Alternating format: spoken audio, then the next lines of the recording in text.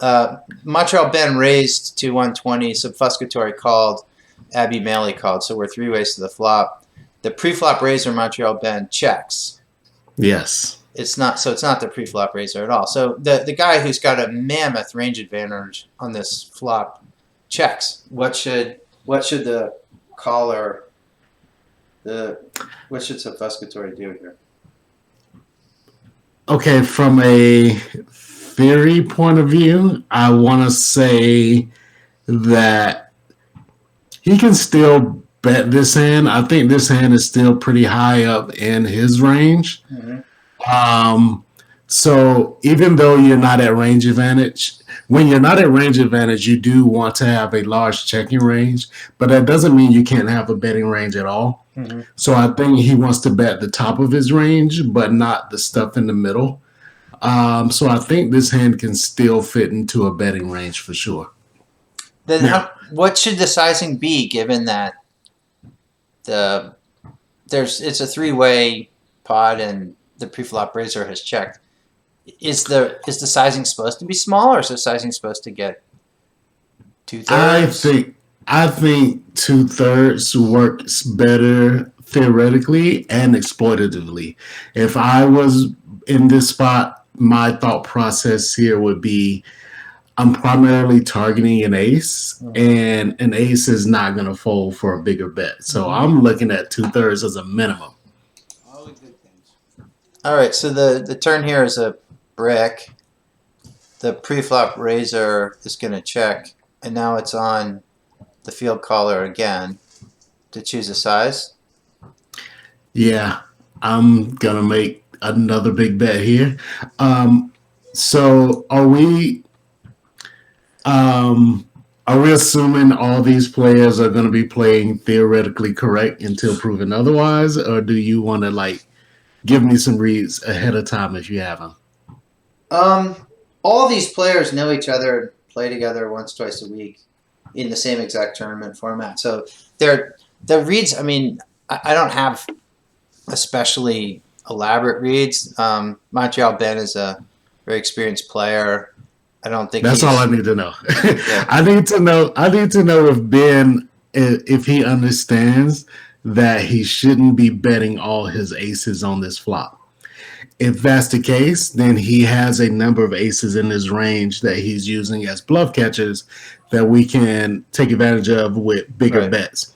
If this is a player who would just bet anytime he has an ace on the flop, then we're targeting a king, and maybe we want to be a little bit more careful with our sizing. But given what you told me about this guy, he probably still has some ace 10s and ace 5 suited in his range. And so I'm just going to keep betting big to target those hands. Is 2/3 big, or are you going pot? Are you going over pot? I'm not going to go over pot. I can go up to pot. The more I respect this player, the more I'm going to keep it to around 2/3 to 3/4 at the most. The more I think I'm just up against someone who's not really aware of what's going on, I'll lean towards pot in those cases. Okay, so we're now at a pot of 1,400, and the river's pretty much a brick also. Montreal Ben will check again. And now we have, river decision. I assume you're betting here? Yep, same thing. Anywhere between 1,000 to 1,200, somewhere in that ballpark. So you're going pretty big then. Here the bet's half pot, and Ben thinks about it and folds. Do you want results? Yes. So Ben had King Jack. Yeah. And I guess decided that he shouldn't be calling a king against the third bet. I mean, he folded, so he must have thought that. Right. So what I would say about this spot is if we're right that Ben has a number of ace-x hands in his range, then it's okay that we don't get called by the king jack, because that was kind of a secondary target anyway. Okay. If we're wrong and hands like king queen and king jack are at the top of his range, then I think maybe I guess even in that case, we shouldn't expect to get 3 streets from that sort of hand anyway. We're probably lucky that we got 2 streets, to be honest. So I think the SOB played the hand well, and Ben's turn call is probably theoretically correct, but against a lot of players, I would make an exploitive fold facing 2 bets, especially for 2/3 pot with that hand, because although we have the range advantage, our opponent can definitely have a number of aces in his range. And what is he really bluffing with there? You know? Okay, good. Here's a new hand. In this hand, the blinds are 20-40, and Montreal Ben opens to 100, so 2.5 bigs. Gets cold called on the button by SSilver, and their heads up to the flop. Monotone flop. Three-way to the flop. Oh yeah, I'm sorry. 3-way to the flop. My bad. So we check. We've got 3 big tables usually, and it merges fairly quickly after the pizza break. It starts to go down. There's only one buy-in. One rebuy. So I think he checks again. Playing tournaments now over there. And SSilver's gonna bet a little more than half pot. His company, or did it move to Burke's house?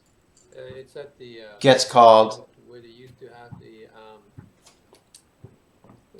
Digitech. yeah, it used to be the reader's judge. And now we're heads up to the turn. So,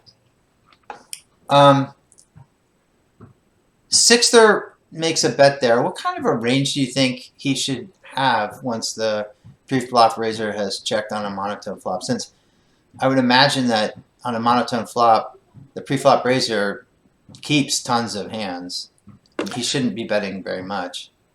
Yes, especially if we've already established that Ben is a pretty good player, so he knows that he doesn't want to just bet as often in this multi-way pot out of position on a monotone flop than he would in a heads-up pot in position. So if SSilver also knows that, then he should expect Ben to have a number of check calls and even some check raises. Yeah. So with that being the case, I do think he wants to bet more of a polarized range here. So I'm thinking hands like Ace Jack, maybe the bottom, or you can work in some stuff like maybe the worst hand I would bet in this spot would be King Jack with the King of Clubs. That would probably be the bottom of my betting range in SSilver's shoes. But King Jack with the King of Clubs, I assume SSilver would be betting for value, right? Right. All right. And I guess if he gets checked raised with the King of Clubs, he may be able to call anyway. Right.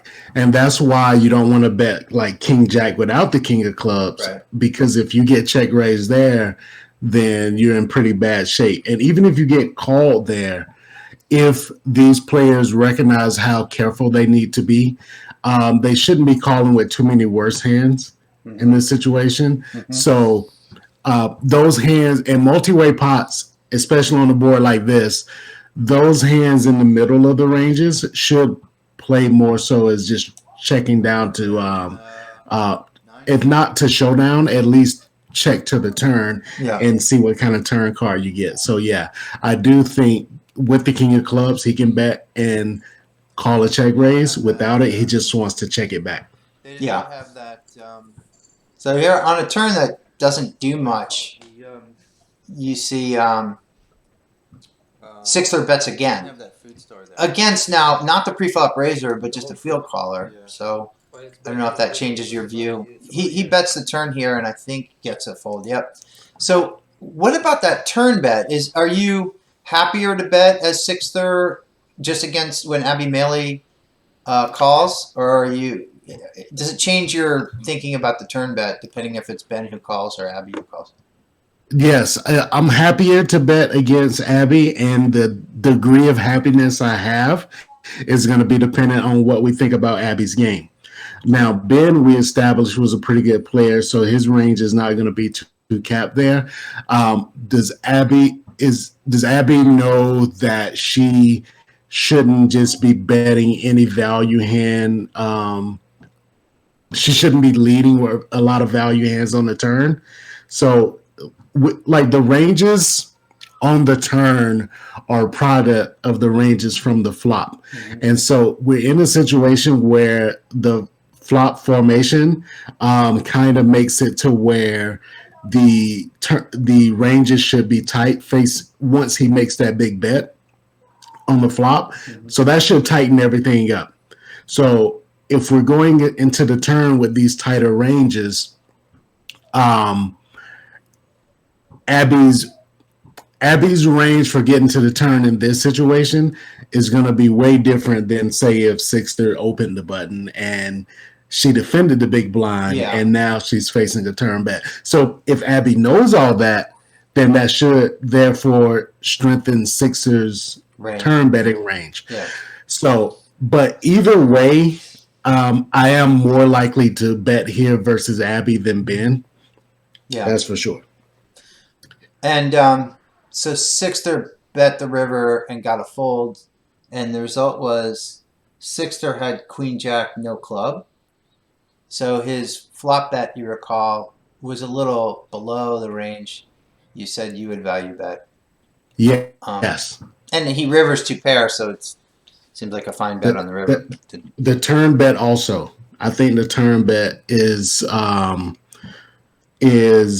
like once you bet a hand that's kind of that marginal for the situation on the flop and get called, it becomes even more marginal on the turn because you strengthen her range for getting to the turn by betting the flop. Once she calls that bet, she's getting there with a stronger range. So I don't think Queen Jack is a great bet on the turn.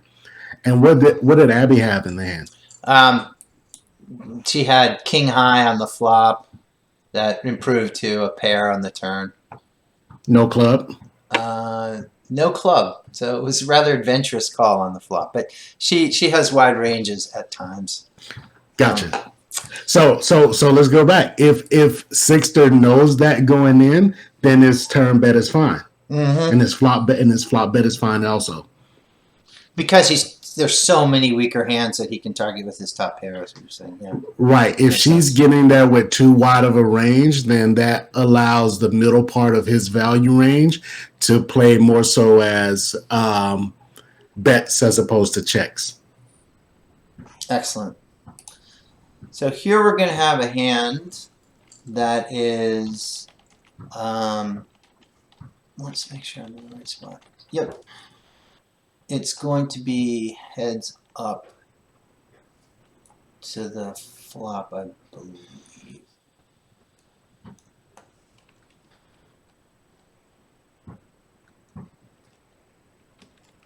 Okay, so here's an interesting pre-flop. Let's talk about that in just a sec.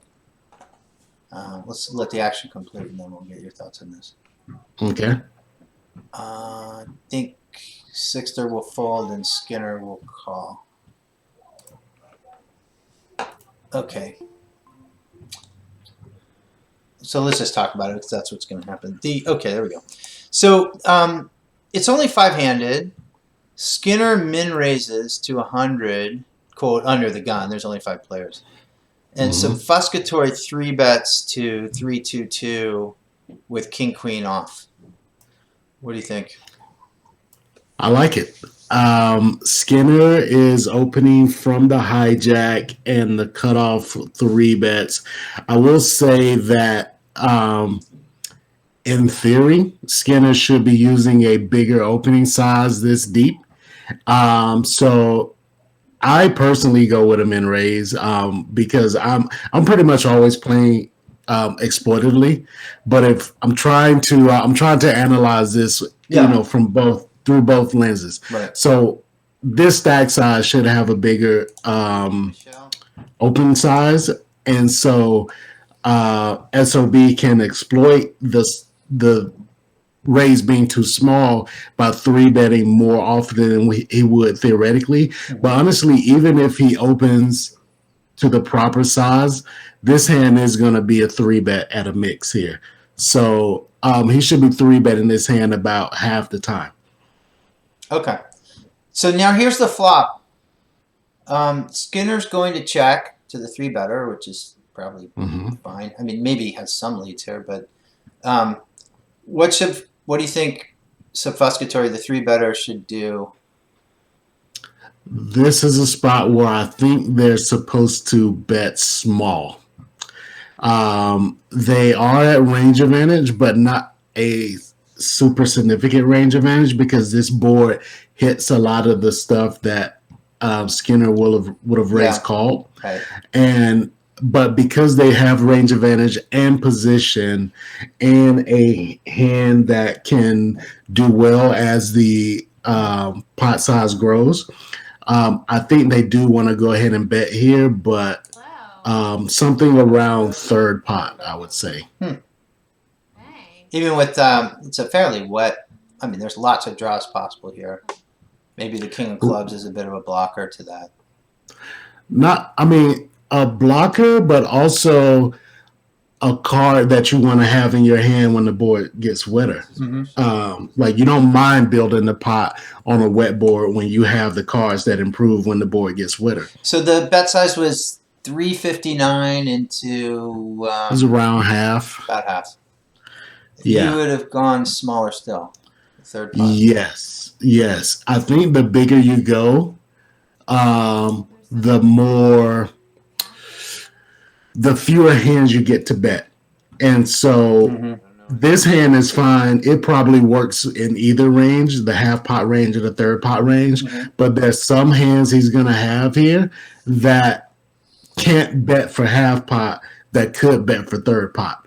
I'm thinking maybe something like jacks. Jacks without a club. If you go half pot, I think you're kind of building this pot to the point where that hand isn't strong enough to keep going. I guess, yes, exactly. So on the turn is a total brick. Skinner checks.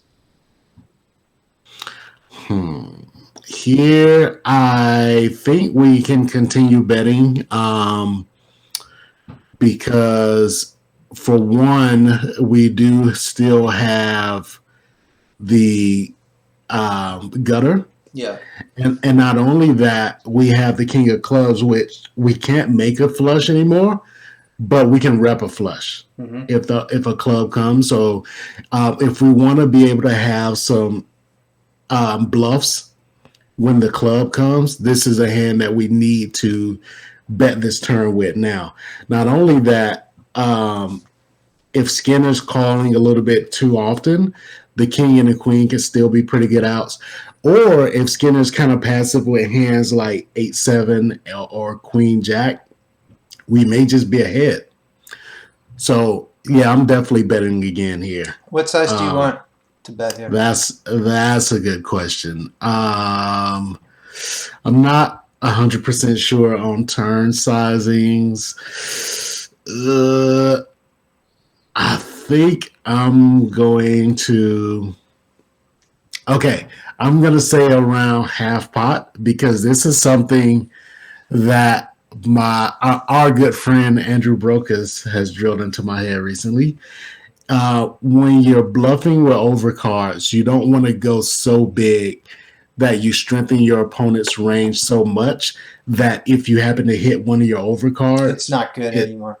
Exactly. Yeah. Let's say if we had something like 8-7 of clubs. Now I think you want to bet big because you're not ruining the value of the pair outs because the pair outs aren't valuable there anyway when you're betting undercards. So half pot is my answer here. So SOBfuscatory makes a major blunder and bets full pot. Yeah, so at this point, if things are going the way they're supposed to, Skinner should primarily be folding most of the pairs. And so that his primary range for getting to this river should be like... Oh, Skinner, by the way, Skinner is a woman. So Okay. So I would say, given that Skinner called the big bet on the turn, SOB should be less happy to hit a king or queen now. Yeah. Because he strengthened her range so much. Well, instead, now we get the third club and pairs the bottom card on the flop. And go ahead. And also we have an SPR of 0.5 here, or maybe a little bit more, 0.6. Right. So this gets into a question of Skinner's ability. Like, how likely is she to have folded a 9 to the turn bet? And how likely is she to fold a 10 to this river bet?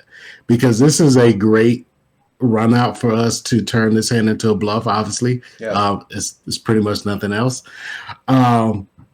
Yeah, so theoretically, we should be able to jam here and get a fold from a lot of one pair hands. So, yeah, I would probably take that line. That line will not be available because instead Skinner bets, I guess that's about 1/3 pot, also half of her stack. And I mean, it would be pretty impressive to bluff here, actually. I don't imagine it would work very often. But. Yeah, very unlikely to be a bluff, which is a little interesting given that we have one of the key cards that I'm assuming this player just has like a boat or the nut flush. And I think this is a fairly easy fold. Right. It's a fold. Well, at least it gets folded. And do you want to know what Skinner had? Yes. Skinner had ace of diamonds, 10 of hearts. Ace of diamonds, 10 of hearts. So no club, top pair on the flop, top pair on the turn. And I mean, I guess one question could be, is that a value bet on the river? Definitely not. It's weird. I say definitely not. I shouldn't say that. What I should say is it doesn't make sense in either of the traditional reasons for betting. A value bet is designed to get worse to call. Yeah. Is worse calling when you bet their way ace 10? Probably not. A bluff is designed to get better to fold. Is better folding? Maybe. Is SOB good enough to fold like black aces here? Well, and remember the bet sizing was a third pot, so it would be that would be a tough fold. If you're bluffing, I would imagine jamming, where you're jamming for 2/3 pot, and it actually makes a nasty decision for an overpair, I think. Yeah, so I guess it's weird to call it a protection bet when the board has run out already. Yeah. I guess it's more of a blocking bet. She didn't want to face, a bet for her stack. Shove, yeah. But really, if your hand's good, you want to face a bet for your stack. It's not like there's that much behind. So I don't really understand the motivation for the river lead. Well, it's hard to categorize that. It opens up a question too, which is, I mean, I guess you didn't think you would be shoving that king queen with the king of clubs in this spot. But if SOBfuscatory had shoved that, would Skinner have folded? I mean, I think it would be a very hard fold because the pot would be really big. It would be 6,000 or something with 1,400 to call. So yeah, maybe. I doubt she's folding. That's like, people generally don't like to put in that much of their stack and then let it go, especially with top pair, top kicker. Yeah, I think if she was going for a bet fold, she maybe would have used a smaller sizing. Yeah. There's a couple problems with. I mean, it's only a third pot, but yeah, I take your point. And with that much invested, it would be pretty hard it would be hard to find a fold. Yeah, you know what? Third pot is no longer as small as it used to be. Third pot in 2021 is not the same thing as third pot in 2015. Huh. It's like now quarter pot is more of like the standard small bet size. So third pot is almost like a medium bet in my mind now. Huh. Amazing. All right, on to hand 38 here. And in hand 38, I believe Abbie Maley raises to 120. Montreal Ben calls to 120. Sixter raises to 420. Skinner folds. Abbie Maley calls, and Ben is going to fold. And I would first. Couple big hands, right? Sorry. Like My really first big first thought is that but if Sixer is gonna 3-bet here, this size is too small. not getting many Um, folds. Yeah. Right. So either this person is making a sizing mistake, or they're like purposely downsizing with a really strong hand. Okay, let's see. So here's the flop. And Sixer is also out of position. That's another point about your sizing pre is that perhaps Exactly. in the small blind, his sizing needs to be a bit bigger. Right. But okay, let's roll it a little bit. Plays so deep. They have some sort of Sixer's going to check, and Abbie's going to check back. $1,500 playing. Which, I mean, actually on that texture, I would have thought that the 3-better would be betting pretty big chunk of his range. What do you think? He's still out of position, but the board is in his favor. Yeah. And he's got the betting lead. Yeah, I think this is a spot where you could probably go ahead and bet small with a big chunk of your range. Yeah. Yeah, I agree with that. Because they're just not. The those people are not- turn, I mean, for what it's worth, brings in a third club, pairs the bottom card, and now the pre-flop raiser bets. River's a king. This is an interesting one. I think So Sixter did a delayed c-bet. He checked the flop, he bets the turn, and now he gets an overcard to the queen. What kinds of hands would you play that way, and are those hands going to be betting that king? The hands I would play this way would be pocket queens, ace queen, probably with the ace of clubs. Yeah. And that's about it. And of course, with those hands, I would still be betting now. So yeah. Okay. I think he's See if he bets. I think he does, and he bets less than half pot. Gets a quick call, and we're going to get to see the hands. So I like the way Abbie played the hand, although you could argue she should be 4-betting pre. Yes, if she knows that Sixter has a large 3-betting range in that spot, it definitely makes sense to 4-bet, and for sure. I mean, it's a good theoretical 4-bet anyway. I tend to be careful in these spots against the opponents I play against because they don't 3-bet wide enough. So I'm a little bit more careful, but even I would probably 4-bet this hand, especially with the caller in the middle. If you can if your range advantage here with ace king is small, say like you're sitting at around 51-52% equity, that's fine with dead money in the pot because it's effectively a chop, but you're chopping up dead money. So I'm more likely to 4-bet given that we have the button call in there. Yeah. Well, as played, I mean, also, I mean, the call can't be too bad either because she's got position. So the flop goes check, check. The turn brings in the third club. She's got the ace of diamonds, king of clubs. Nice call. She rivers the king. Should she ever consider raising the river? I can't imagine she should. Yes, really? She should. What's she targeting though? King Jack. I mean that 3-bet pre. Ace queen. That checked the flop, and then would call a raise on the river. We've seen some questionable plays already on this thing.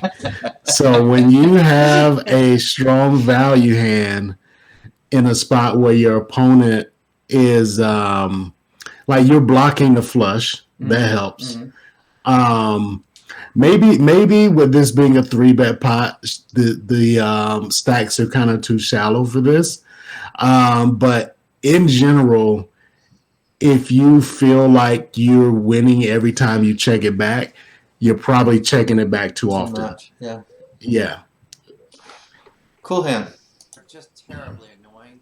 The only thing I will say is that you have to have the discipline to, if you do decide to bet there and you get jammed on, you have to have the discipline to bet fold against unless your opponent is like really creative. Yeah, He was halfway to he queen. did. He did have one queen. So now think about it. If So I'll say it's better to check back there than to bet call against most opponents. Yeah, well, and it would be tough because with the stacks they had, it would be Would it really feel tough to better? raise Oh, fold there. Yeah. It would be, Yeah. Right. there's hardly any chips left at that point. About my fold, you mean? yeah, because now you feel Be bad. an about interesting your fold jam, against although your I- results range because Yeah. No, it's true. It's true. Yeah, I mean, I think you'd have to be targeting specifically ace queen to get called there. Okay, so the ace deuce suited three bets here. It's 40-80. calculation in my head. Mhm. And let's pause this for a second. So it was 40-80 and Sixter raises to 160, so two bigs. Skinner folds, Taxman folds. So SOBfuscatory raises to 444 over the 160. That's not very big either, but we're now at stacks that are awkward. Right. And then gets cold called by the small blind and called by the original raiser. Right. So let's first say this 3-bet is pretty ambitious. We're looking at under the gun open from a guy who's down to 40 big. So the range isn't going to be incredibly wide here. And this is a type of hand that if you 3-bet and get called, you're not going to be in great shape. You don't dominate anything in the calling range. Right. It's like this is a type of hand that you want to be more likely to 3-bet in spots where you expect a lot of folds to your 3-bet. More of a this falls more in a polarized 3-betting range, where earlier we saw a 3-bet with king queen. That was more of a depolarized 3-bet. That's what you want when you're up against people who you expect to call you more often than like 4-betting. Mm-hmm. And because that hand dominates a lot of the hands they will call you with. Mm-hmm. This one, I would not be 3-betting in this game. Anywhere, no matter what I bet. Well, that's Like- wise indeed. It's going to check around on the flop. Cards to come, like The pre-flop, well, it's actually a question. Is the 3-better, should the 3-better be betting here into two opponents? I mean, happens to hit bottom pair, have a gut shot to straight. No. The reason the 3-better should not be betting here is because we have a multi-way pot Yep. against two incredibly strong ranges, especially small blind is not incentivized to overcall here with much All right. from out of position, not getting a great discount in a 3-bet pot. So this is where you want to be betting more of your polarized hands. So most of the hands you bet in this spot should be nutty hands like sets, which we're never going to have, or at least we shouldn't. And hands like this player is going to have some straights. I'm assuming if they're 3-betting ace deuce, they're 3-betting ace 4. So I would be betting those hands, and then hands that contain the ace of diamonds, like ace king with the ace of diamonds, ace king of diamonds. Those sort of hands would make better bets than this one. This hand is more towards the middle of the range, and so you shouldn't be betting the middle of the range in a polarized setting. Mm-hmm. Well, on the turn, Sixter now bets. Did flop check through? Yeah, it did. Bets Okay. 50% pot with, I don't think, a ton of chips behind. On Yeah, see this is a problem with 3-betting this hand. Like you're in no man's land now. Like honestly, I'm probably just going to fold this. This player should have a number of overpairs. They should have a number of draws that are have okay equity here. Yeah, this isn't a great bluff catcher. It happens.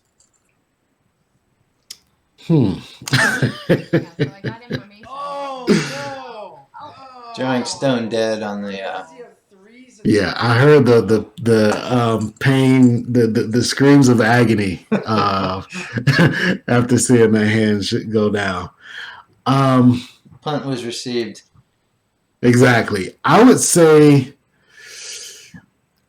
a lot of my analysis is going to be about what these players know about each other. Mm-hmm. What's funny is I don't think that's a great hand to 3-bet. But if Sixter knows that SOB is 3-betting that wide, then they shouldn't be set mining with threes. If you're going to set mine, you want your opponent to have a big hand so that when you hit your set, you can get paid off. Unless you know they go crazy with hands like that post flop and pay you off with bottom pair. You managed to get paid off anyway.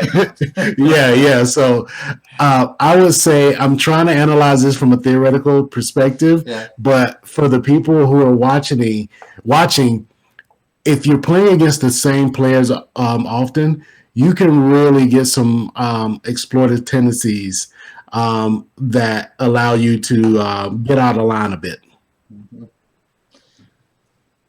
Okay, let's try another one. This is going to get folded around to Sixter, who seems to show up in a lot of these hands.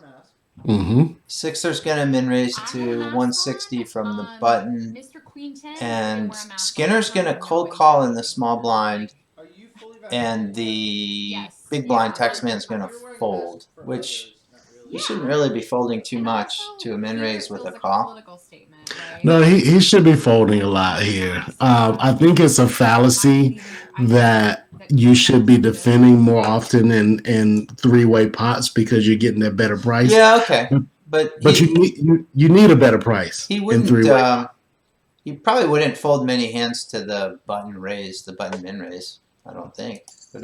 You should be calling a wider range versus the button min raise alone than you would versus a button open and a small blind defend. So there's hands. Okay. Hands like say 9-6 offsuit. That's the type of hand I would defend versus a min raise. But once the small blind calls, I don't want to defend that hand because it's going to be the primary value of that hand is in its ability to bluff. And it's harder to bluff two people than it is to bluff one. So I want to play more hands that hit the flop harder. Connectors or maybe like suited one gappers or like those sort of hands. So it goes to the flop. It's Queen Jack 9 rainbow. Skinner checks, Sixter bets. That looks like 3/4 pot. Mm-hmm. This is another sizing mistake, probably a betting mistake in general. Sixter should not be betting a lot on this board. Yeah. Skinner's range is all over this board.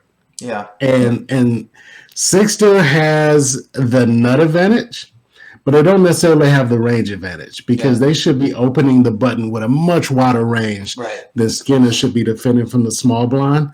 So with that being the case, Sixter should not be betting very often and definitely not for this size. Sixter, it turns out, has top pair, bad kicker, Queen 5 offsuit. Yes. See, that's a bluff catcher on this board. Yeah. So should just be checking back.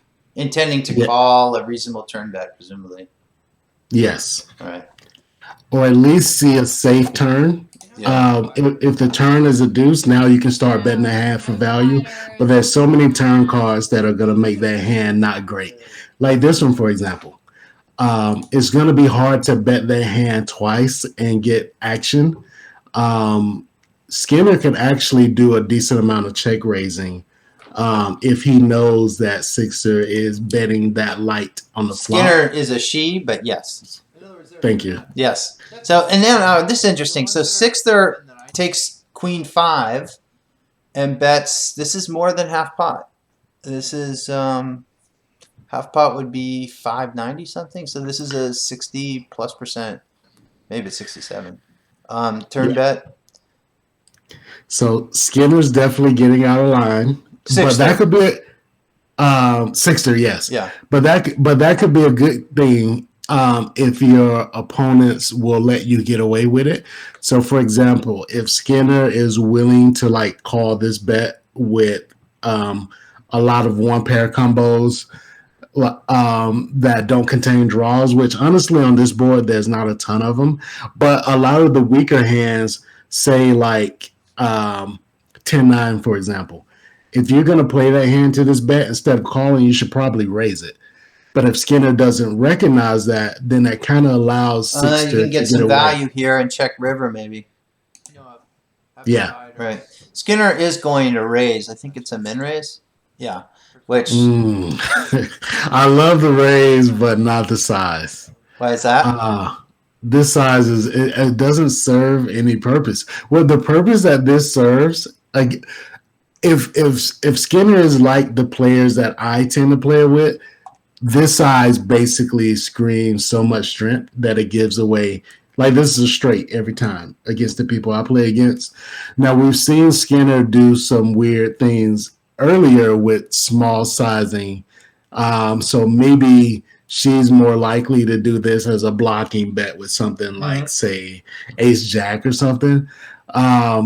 But I don't think that gives Sixter much of a decision at this point. Like, what do you expect Sixler to do with his exact hand, the Queen 5? Call. I'm not really sure why I raised him here. Real hand developing over at table 1. I don't know how long it takes him to fold, but he's going to fold. I got better. One player per hand. There you go. Nice hand. So if Sixter's folding here, then that means that he's probably thinking that Skinner is more like my opponents, which is when they raise there, they just basically have the nuts. And he's not taking into account that we've seen Skinner do things like this lighter than she should in the past. I mean, it turned out to be a good read because Skinner flopped a straight there. Yeah. So the small raise just basically gives away the strength of your hand. I don't know if he's calling any raise though. He may have just been gut folding any no matter what. Which maybe it's also, I mean, in fairness, not so easy to find. It's not so easy to find bluffs there. I think you'd have to turn 10-9 or Jack 10 into a bluff. Or maybe 9-8 if you have it there. I'm not sure, but and therein lies the problem with c-betting that hand.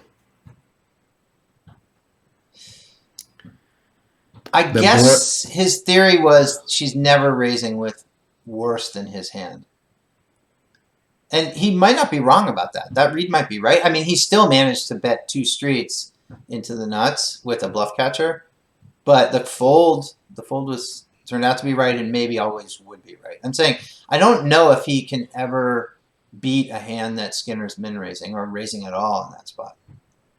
You know what I'm saying? I would say that's probably true against most people. Yeah. But we have to remember that these players haven't seen the whole card. So maybe I'm making decisions based on information that I have that they don't. But I'm assuming they have a lot of this same information just based off of history they have with each other and other hands they've seen. But like Skinner should not have led river with that ace 10 earlier. Yeah. In that 3-bet pot. So I would, based on the fact that she did that, I would not be shocked to see her check raise the turn there with like ace jack.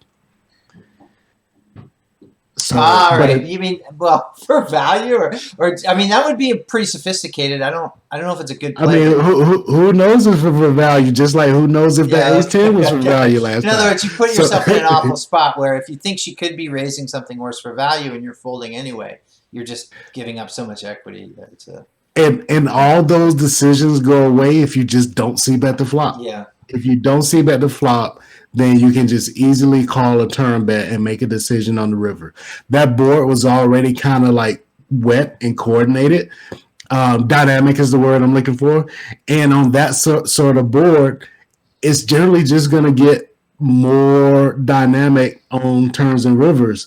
So you want to delay putting in bets until you get a safe turn card. Okay, Carlos, new hand. And in this one, Taxman limps for 120 pre-flop. You get folds from SOBfuscatory and SSilver 17. And then the blinds, I think the small blind completes and the big blind checks. So you've got 435 in the pot, limped 3 ways, 7, 6, 5 with 2 hearts, which is, and a limp pot should hit a lot of people, I guess, right? Let's see what happens on the flop. As I've been reading what people write, and then occasionally 2 checks, and Taxman is going to bet 400 into 435. At least they can slam Which, on the yeah, resume. I don't know. See what you think about the sizing. And Skinner is going to check call here. So I don't know, but what is a pot size bet indicated on a flop like that in a limp pot? Let's not breeze over the fact that this limp is a mistake, regardless of the hand. This deep from that position, there's really no reason to be open limping. Mm-hmm. The times you can consider it is when the table's just like super aggressive behind you. Yeah. But we haven't seen it. I mean, we did see SOB 3-bet in an ambitious spot with ace deuce. So maybe there is a little bit of merit to it, but it's just one opponent. You need the whole table to be that crazy for you to start off open limping from this stack size, and probably you would want more players at the table. Like here, there's only 2 people with position on you here. It's very unlikely you're going to get 3 better times. So I would just be raising with whatever Taxman is limping with. Mm-hmm. Once we limp and it checks around here, it is a wet and dynamic board. And you're right that this board should hit more of a the blinds range when they don't raise. Yeah. So they're less likely to have like the big aces and stuff like that. So it's kind of a polarized situation where Taxman shouldn't be betting very often, but if he is going to bet, he probably should use a big sizing. So I think post flop is fine. Okay. But his hand type should kind of fit what I was saying earlier, which is hands that don't mind the board getting more wet and dynamic. Like he should have the ace of hearts a lot, or just like nutty hands. I don't think he should be betting that size with something like ace 6 without the ace of hearts. So now on the turn, we got an offsuit 9, which makes any 8 as a straight, and Skinner checks again. By the way, the SPR is only 2 at this point. So Skinner checks again, and Taxman bets half pot, maybe a hair less, having bet pot on the flop. And I just have no idea about. If it were me, I don't think I'd be betting any non-nut hands here. I agree. And then if I were betting, I mean, I might even contemplate an overbet. I'm not sure. If I had a nutted hand, I guess I'm trying to get called by a heart draw, maybe, or 2 pair. When you say you're not betting nutty hands, I think your value range should be fairly nutty, but you should also have like some blocker hands on the bluff side of it.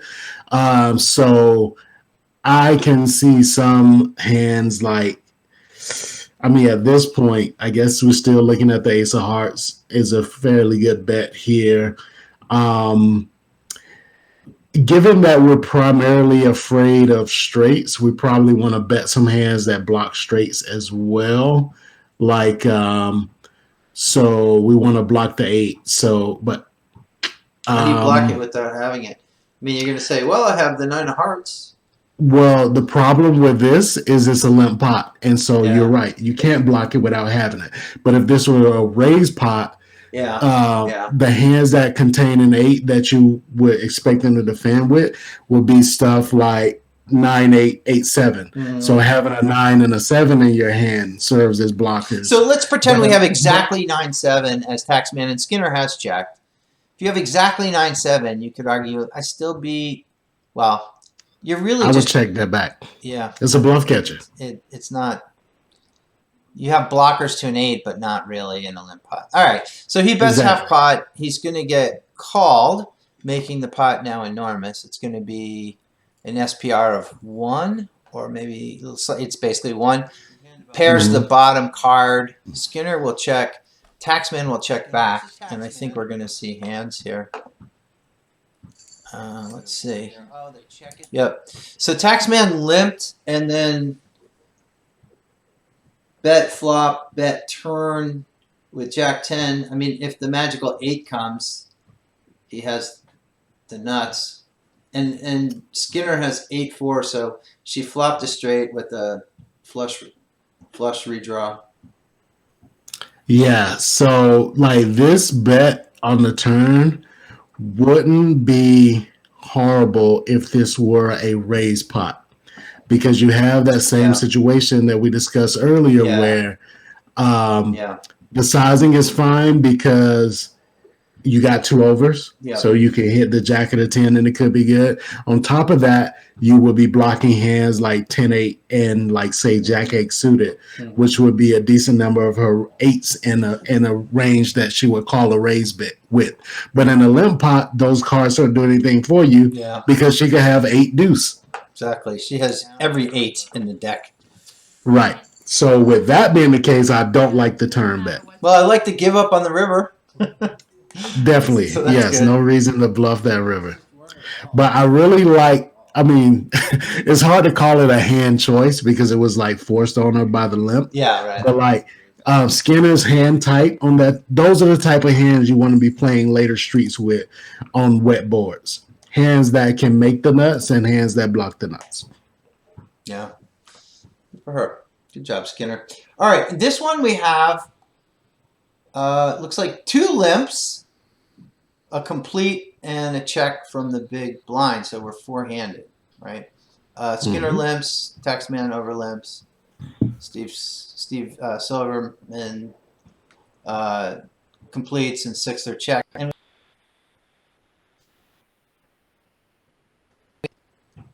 this could be action.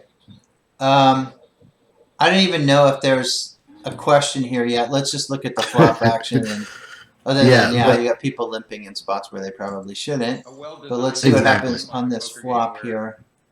Now, I will say, in Skinner's defense, she's down to 20 bigs. Yeah. There are theoretically correct reasons to start limping once you get around 20 bigs or less. So she's possibly more in line with correct play. Okay. Where earlier when Taxman limped, he was too deep to do so. And that sort of thing. But then there's gamesmanship and that sort of thing as well. So we have an all in for. Wow, that's a really, really big all in. Oh man. Perfectly played. If you can expect to get called by hands like that, then jam is definitely the right play. It's not theoretically correct, but it could be a matter of knowing your opponent. So I'm trying to think, because he jammed into 3 opponents. I think it went check, jam, fold, call, fold. I think Skinner was out of the hand by the time the chips went in, but I can't remember the exact action. Well, on the flop, SSilver checks, 6th bet 600. Skinner folds. Taxman raises to 1200. SSilver 17 folds. 6th jams. That was not an open jam. He jammed over the raise, which makes it, I think, much more standard in the sense that, I mean, the Taxman got pretty ambitious with his top pair there, especially. Exactly. That was on the flop. Yeah. Right. Yeah. Okay. Yeah. I don't have a lot to say. Now, the next hand is over at the right-hand table there, and I'm going to have to back up a little bit to get to the beginning of it. So if you look over at this right-hand table now, we're going to follow the action for a sec here. This is the previous hand finishing up, I think. Gotcha. Oh, did I make a mistake? We're looking for hand 36. Okay, good. Here we go. So it looks like jam min raises to 400.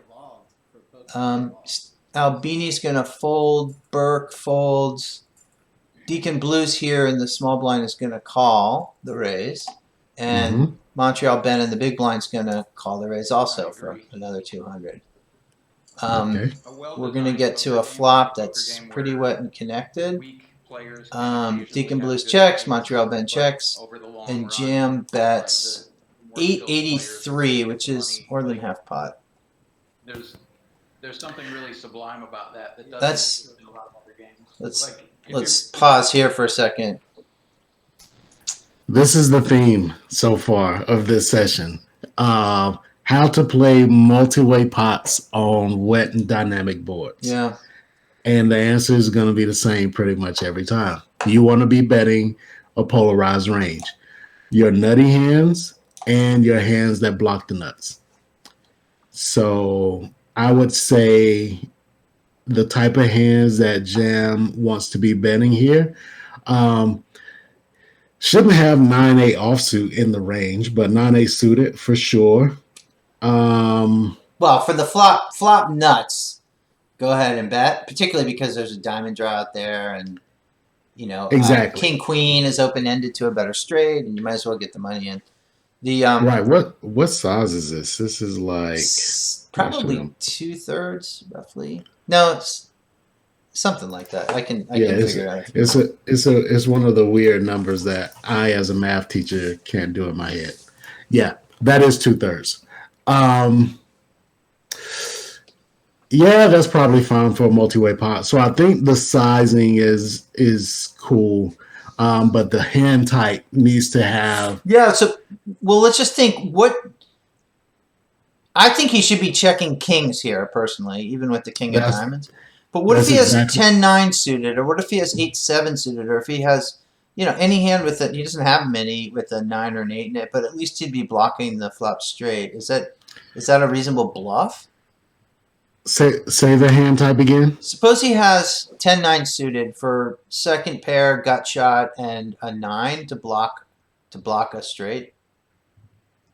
That one I would not bet because it has. I mean, it's not a ton, but it does have a little bit of showdown value. Mm-hmm. Like, you shouldn't be betting a ton in this situation anyway. So you only want to bet the best value hands and the best non-showdown bluffs.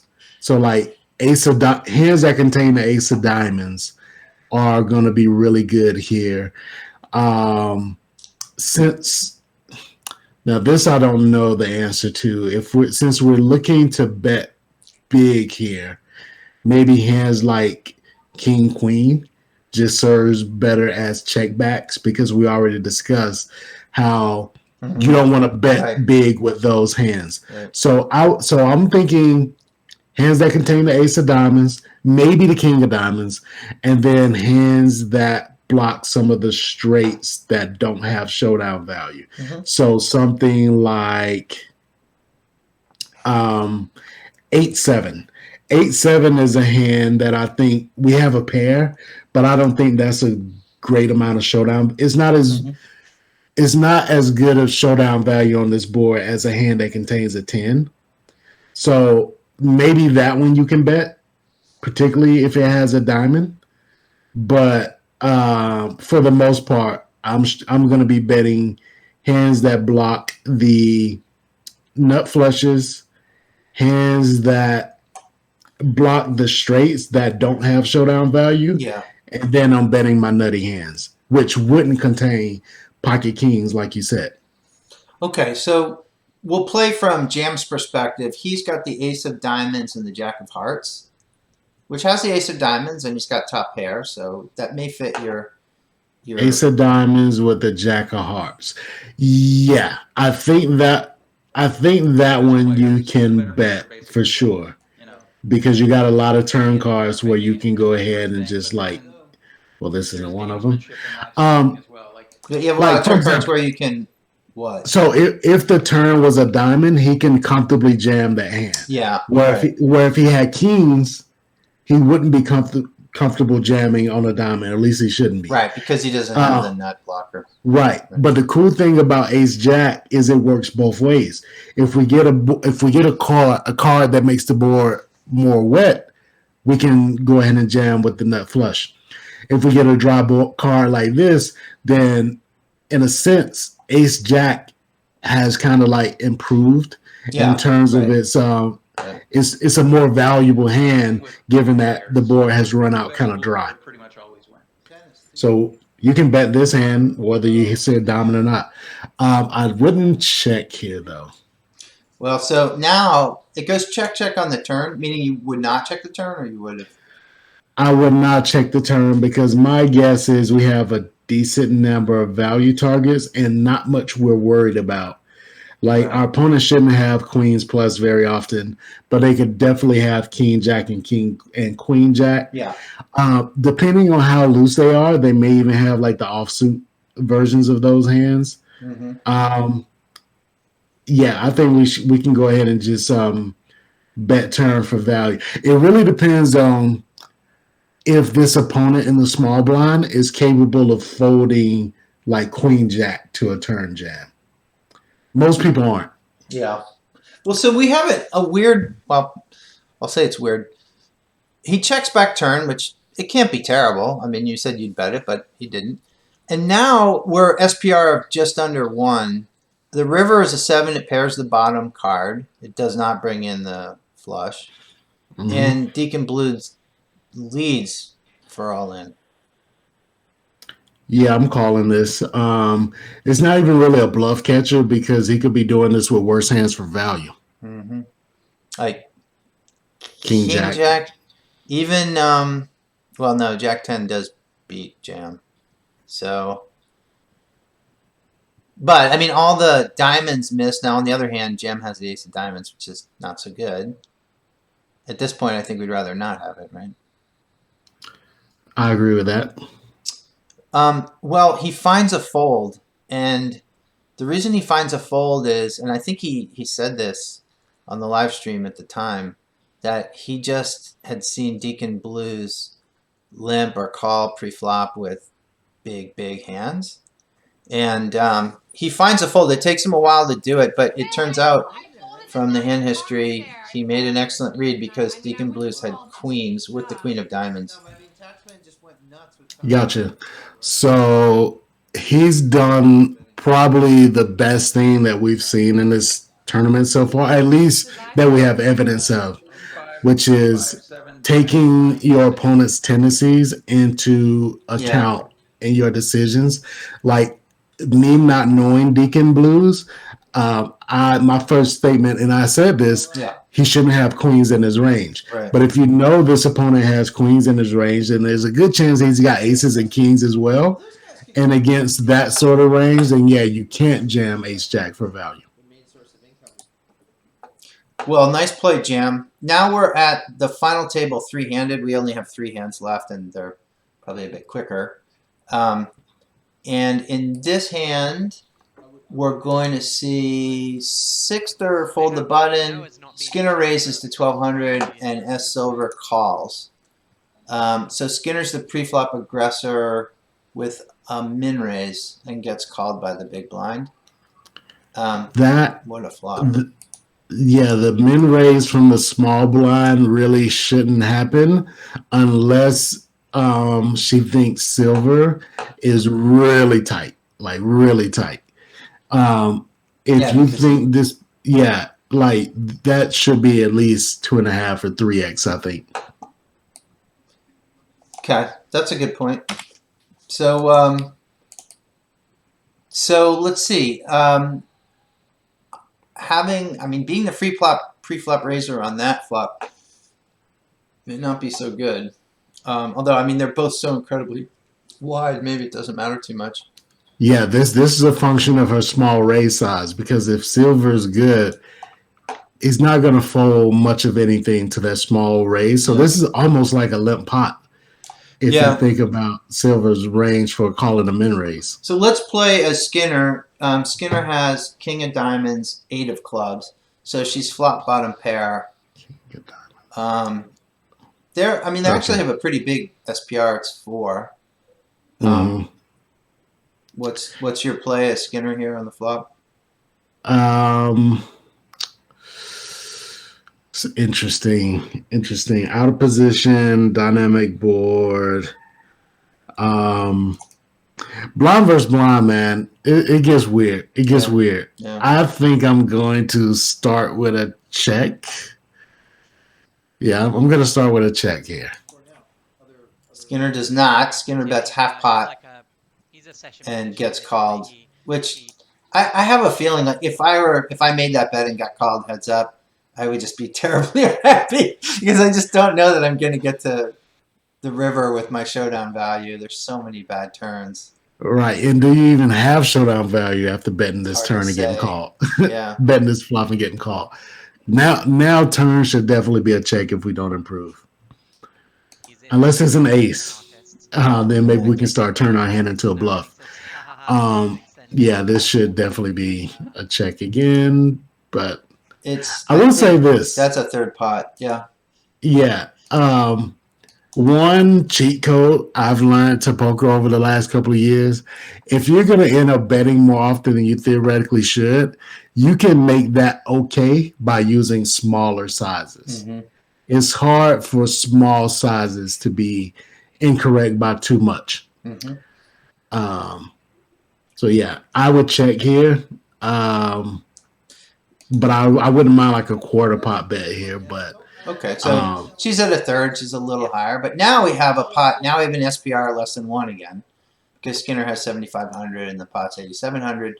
That 6 brings in a 7. I guess there could still be some 7s. now what we have is a bluff catcher that we probably don't want to bluff catch with. Yeah. So this feels like check and pray that it goes check, which is probably never will, unless we lose. But if we have to check, and then once they bet, we just have to fold. You can hear Skinner expressing a bit of dissatisfaction with the river bet by SSilver, and SSilver is she's going to fold it. And he had Jack 10 off suit, so he was just crushing the entire time. Yeah. Well, you could send him a note. I mean, that was a fortunate flop for his hand and got better, obviously. Good for Skinner. I mean, I guess the alternative would be to check fold turn because he's certainly going to bet it. Well, maybe not. Yeah. I mean, I guess he could check that turn. That would be interesting. But it doesn't change anything really. No. I would say that turn probably is good for Skinner, in that it reduces the number of 10 combos that Silver can have, but you don't really benefit from that by betting again. If anything, you want to check call, or basically check the side based on what you know about the player and the sizing they choose. But the turn bet was definitely a pretty big mistake. Because what's the value target? And yet, I mean, at least it was a small bet, so it Exactly. wasn't so bad. Here, Sixter is going to min raise on the button. Seems okay. Mm-hmm. Skinner folds, and now you're going to see a 3-bet from SSilver 17. Now, good. He's made it more than 3x. He's made it 3.5x. Yes, this is a pretty good sizing given his stack size. So he has about 30 bigs, right? A little bit more than 30 bigs before the 3-bet. Yeah. From out of position, I would probably lean towards more like 4x here, but 3.5 is definitely better than some of the other sizes we've seen. And he's going to get called by Sixter. Yes. Let's play the hand as Sixter. Sixter has pocket 9s, which is, I think, That's what I'm saying. clearly good. I mean, the preflop plays great. He can't fold. Would you consider 4-betting 9s? Maybe. I would be jamming 9s here against all but the tightest opponents. Even at 30 plus bigs, right? Definitely. That hand is probably best pre, but is not happy on most flops. Like this one. So, yeah. So you want to just go ahead and take down what's out there. Now, if you're up against an opponent who is 3-betting way too tight, to be honest, you could fold. Yeah. Yeah, because you're effectively set mining. Yeah. And you're not really getting the right price to do so. It really depends on how tight they're 3-betting. Like, there's some people, their tight 3-betting range is like queens plus ace king, Yeah. and then there's other people. Their type 3 betting range is queens plus. Against the, yeah, you don't want to call versus the queens plus guy, but against the ace king guy, you can maybe see a flop. And Well, so here you've got a flop that is actually about as good for nines as you're going to see, really. Here's the thing: if this is a tight 3 better and you think their range contains ace king, I'm still only gonna just call this pre if I have some insight about their c betting tendencies. Mm-hmm. Because they can make you miserable if they just keep going. Right. This so yeah, the 3 better SSilver bets half pot. Seems good. It's a dry flop. I guess you could argue he should go smaller, maybe. I think so. He definitely doesn't need to go this big to get stacks in because theoretically he should go smaller because he has a much stronger range and this board isn't super wet. Yeah. And so he should be betting very often and for a small size. Okay. Are you calling his 6-er with your nines for half pot? I really want to know something about this player before I played him a bunch. I don't really have. I cannot tell you what his range looks like here. Honestly, I don't know. I'm sure it's not. It's not queens plus. He's got much more than that. Okay, I'll put it this way. Given it's weird, man, because if they're really, really tight, I'm folding pre. If they're really, really loose, I'm 4-betting pre. So if they're somewhere in the middle, then it's getting like down into the weeds. It's not a spot you're in very often, but as played, you're in it. Yeah, I guess I call. I can literally go either way. 50-50, flip a coin, 50-50 call or fold. Yeah, that's a pretty horrible turn for nines. Yep. Getting crippled. Is that going to slow him down, the overcard? Be interesting if he checked here. I actually think I would like a check from the aggressor.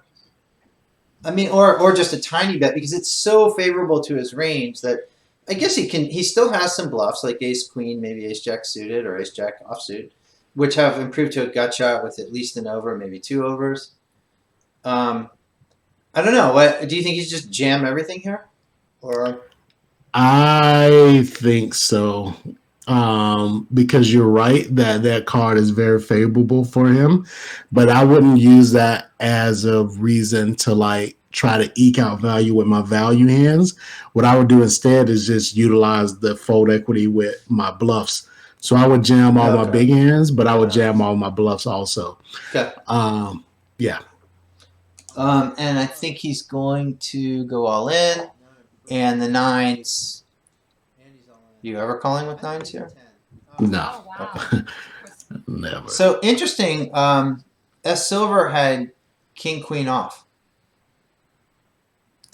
Yeah, that's a pretty. Actually, let me think about that. They started with like 20. No, like just over 35, just over 30 bigs. About that. Yeah, that's interesting. I like 3-betting with that hand. Mm-hmm. And he got the miracle king on the turn, which was nice, but makes me think if I'm in that spot with king queen, I'd be so tempted to check it back to try to get more value. But then you kind of like make your betting range too weak. Yeah. So if you have a lot of if you have a lot of bluffs there, then they're not protected by the value that should be in that range. I mean, to keep it. Can I have any value hands in my turn checking range? Because if I'm going to have any, I like this one. It's one of the weakest top pairs I can have. Maybe I could have king jack, king 10. No, king 10 is 2 pair. So it's hard for me to want to do a lot of splitting when stacks are this shallow. Okay. To be honest, like it would be theoretically correct for Silver to just jam that hand pre if they wanted to. Mm-hmm. So once you 3-bet to a pretty big size and get called, I'm not going to be doing too much range split. Okay. Range split. All right, final hand, and what happens here is Skinner folds. Oh, yeah. SSilver raises to 2,500, which is 2.5 bigs. Nice. He's out of position. Seems like a But I good was size. like, oh, that's And cool. Sixer's That's gonna before flat. I got into crossword We're gonna puzzles, see a and now flop it's like of my 10, meditation. 5, Like, I 3 just, with 2 like, spades. Let's look at the stacks. It's 22, 25, and 31 bigs. So 25 effective. And you have a slightly shorter stack in, so it's a little bit of ICM consideration here. Let's play the hand as silver, SSilver again. He's got pocket sixes. So Out of position. This board is what's the pre-flop raise size? Two he and a made it to half. 22.5, 2,500. Got called by the big blind. He's probably ahead most of the time, I'm guessing. Yeah. I'm probably going to make a small bet here, like third pot ish.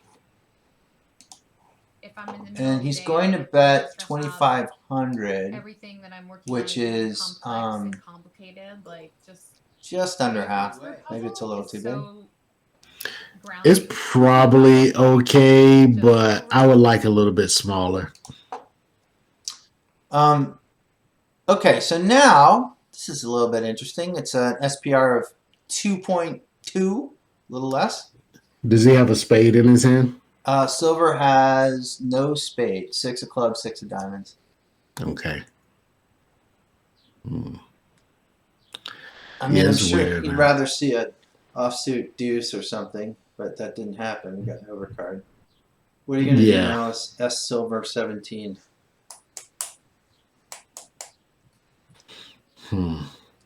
It's weird.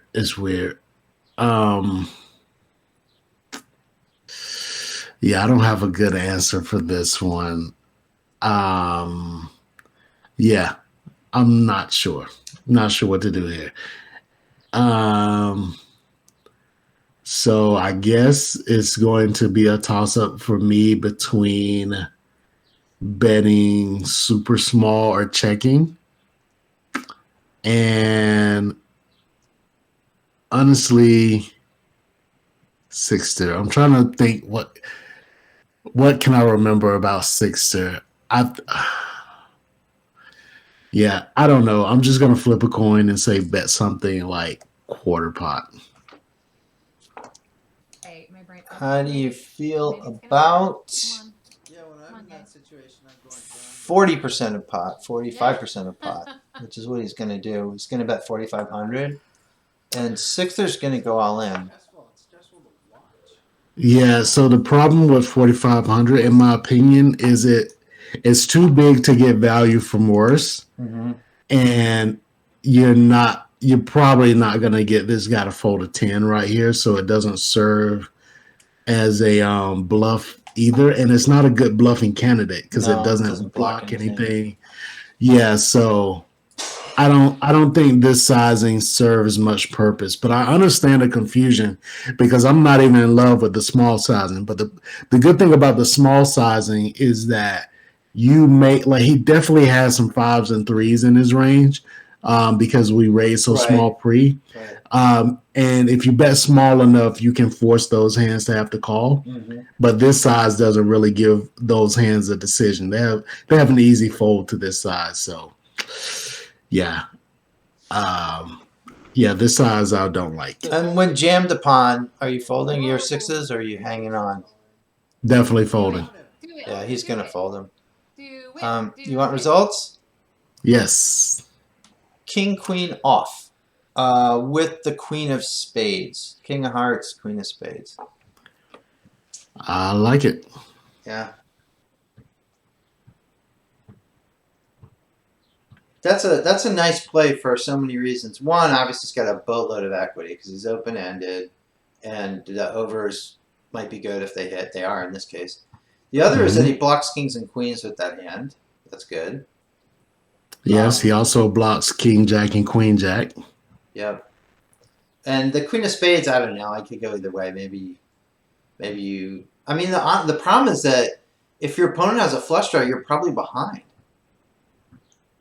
So, in other words, having the queen of spades might be nice in that it blocks ace queen of spades, which beats you.